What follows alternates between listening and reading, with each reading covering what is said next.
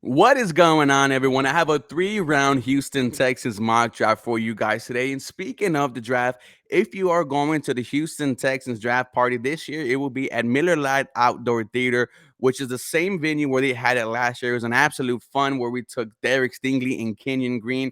It was packed, the energy was crazy. And I think it's only going to be amplified this year with the thought of a quarterback being selected. I will be there, guys, and I will have this mini Houston Texans helmet there for you to win that. Just be the first person to find me. Let's grab a picture, and then I'll put you on camera and ask you, who do you want at pick 2? Who do you want at pick 12? We are 9 days away from Roger Goodell walking across that stadium and not only announcing pick 2, but pick 12 also. Or are the Houston Texans going to be drafting at those picks? Nick Casario, we know he is not afraid of trading down. We see Bryce Young goes number 1 overall to the Carolina Panthers. It is kind of inevitable at this point that Bryce Young is a Panther. Now, the Houston Texans will be drafting CJ Stroud with this pick right here. No surprise after some speculation over the past really 3 or 4 days whether or not the Houston Texans will either be selecting a quarterback at 2. They put those rumors to bed, just like Nick Casario put those rumors to bed yesterday,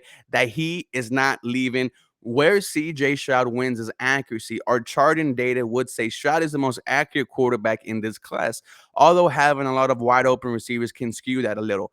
Almost never misses layups and errs on the safe side with misses. What is his role? Pocket passer. Stroud excels over the middle of the field and at the intermediate range. If you want to win from the pocket in the NFL, that is precisely where you need to be able to attack. And where he can improve, poised under pressure. He'll get trial by fire in this regard next season, as few teams drafting early have a great offensive line.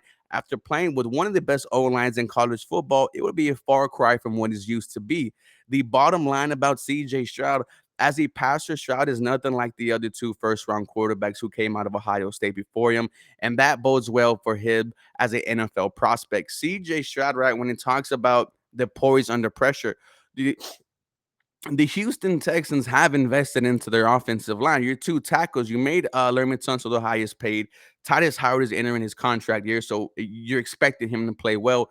Your two guards of Shaq Mason, who you just traded for, and Kenyon Green, who was a first round pick last year, you are expecting a lot of good play from that group. Your only area of need is the center position, where the Houston Texans potentially will be drafting one. The pros and cons of CJ Stroud: he is accurate to every level of the football field. Feathery touch, does a beautiful job layering balls over the middle of the field.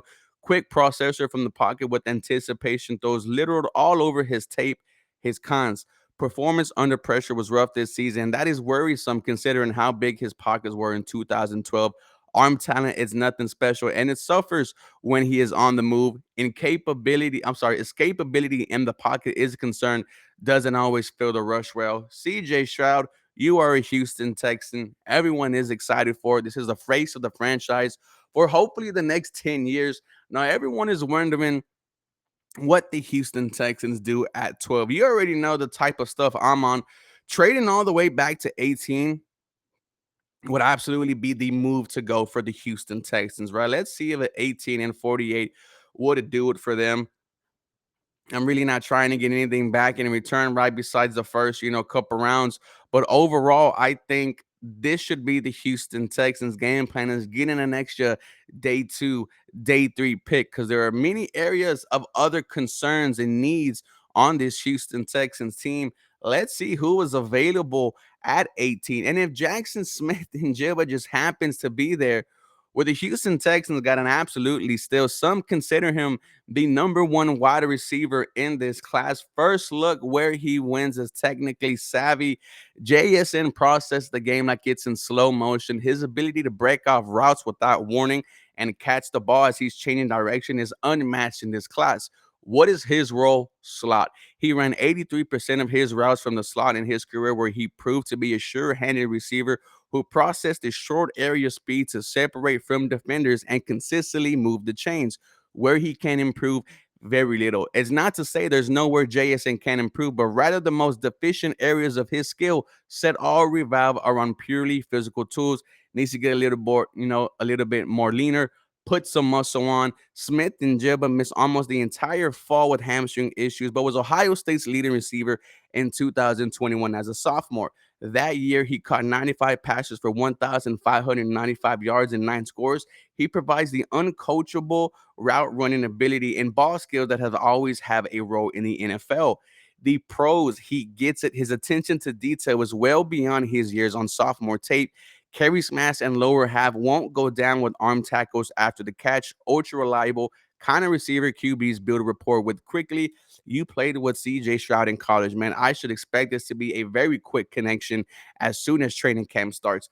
Lackluster top speed, won't run away from safeties, largely a ground player, limiting windows over the middle of the field, not really a jump ball threat. And played all of 60 snaps in 2022 due to hamstring injuries. The injury part doesn't really concern me, after Derek Stingley really not playing football for 2 years and we took him over Sauce Gardner, who then became an all pro. More on that conversation later. And at pick 33 and at pick 48, the Houston Texans now have two first round picks. And you could get crazy with these, right?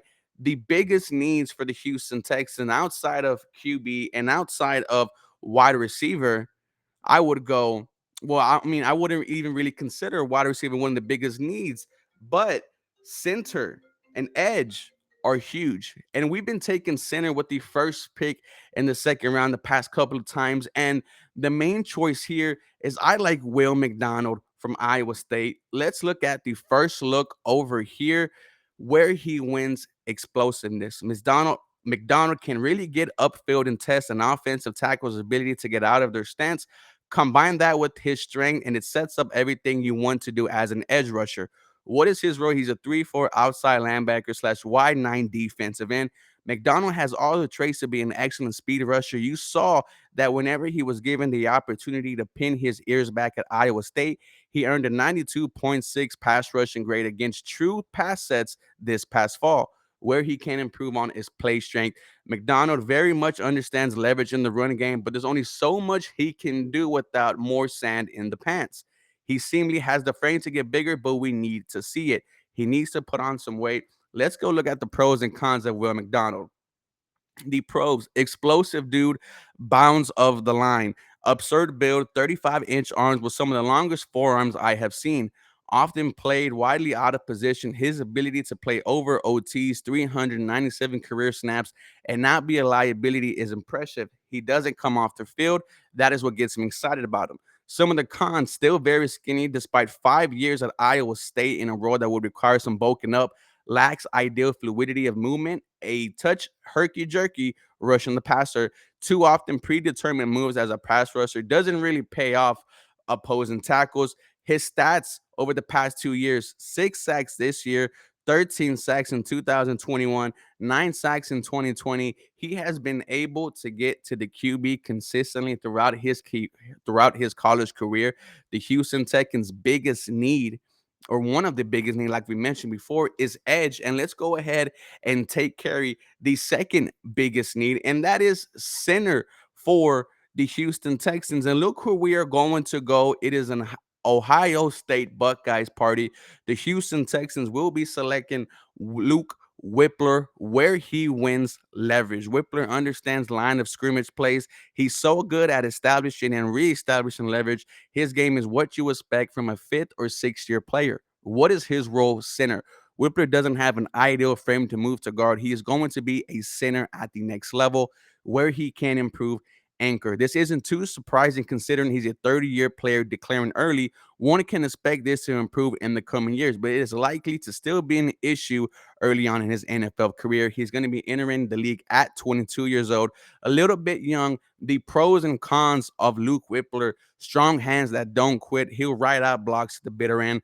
Great reactive athleticism. Agility is the best athletic trait. Tremendous at establishing leverage. Knows how to get around size disadvantage. Some of his cons: undersized with a tight frame, going to be a center only.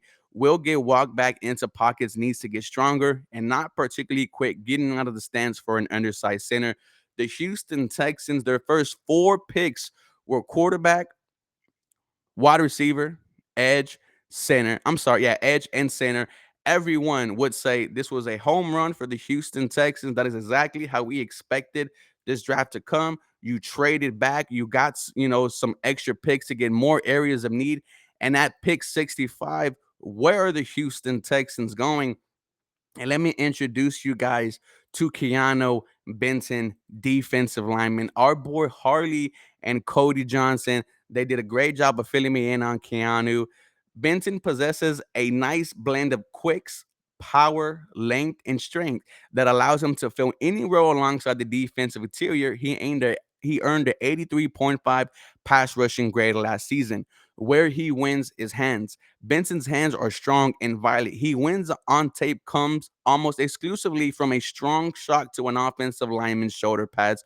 What is his role? Versatile defensive tackle. Benson has split his time almost early between the A 698 snaps and B gap 612 snaps over the course of his career.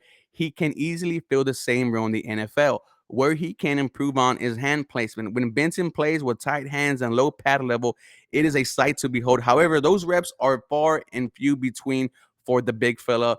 Pros and cons: grown man upper body strength, sheds block in his sleep. He is quick to use hands in combination and high motor for a defensive tackle. A lot of pressures late in the play or when chasing QBs outside of the pocket. You absolutely like to see your big boys go ahead and do that. The last time we've had someone like that was DJ Reader. Cons: so loose with his technique, it feels like he's just winging it most of the time. Average athlete, he is not going to win with quickness alone. Upright defensive tackle likes to take on blocks primarily with his upper body. The Houston Texans had one of the worst D lines last year. Every opposing running back was having their day against you. And the Houston Texans, they added some pieces in for agency. And I think Keanu Benson would be a fantastic selection for them. And here at pick 73, where do the Houston Texans go? We are going linebacker here. And DeMarvion Overshown has met with the Houston Texans many times. Overshown finally grew into an all around linebacker Texas fans were hoping to see when he first entered the starting lineup in 2020. He finished with 46 stops in 2022 after having only 32 in 21. Vast improvement there. Where he wins is range. If you play on the back seven in the NFL, you're going to have your make your ground on numerous occasions every game. Overshown has that kind of makeup speed teams are looking for. What is his role? Will linebacker. If Overshown is staying at linebacker, it is going to be on the weak side. Perhaps the team will try him on the slot given his athletic skill set, where he can improve tackling. Overshown is biting at ankles too often for a player with his level of explosiveness. He should be able to wrap up and drive. The pros and cons: very long build for a linebacker. He can shut down windows over the middle of the field. Rangy. His best plays against the run are out wide. Former safety with the kind of hips you'd expect from one. His cons: serious balance concerns on the ground a lot. Those balance issues show up as a tackler. He posted a 19.2 miss rate over his career and still so slim for a linebacker. He can play only certain roles. D'Amico Ryans, he likes to talk about Fred Warner. He said Fred Warner was a third round pick, and now he is considered one of the best linebackers in the NFL. You know that D'Amico will hand his hand in this defense, and you will see immediate improvement. And this is how the draft goes for the Houston Texans. CJ Stroud, you traded back the 12th overall pick. Jackson Smith and Jigba, Will McDonald, Luke Whippler, Keanu Benson, and Demarion Overshown. Let me know how I did, guys. I think this would be solid if the Houston Texans ran this out there in week one. You have one, two, three, four, five, potentially six starters, maybe six starters in the middle of the season. But this is five starters right off the bat for this Houston Texans team. Let me know what you think, guys. As always, go Houston. You guys have a very blessed day.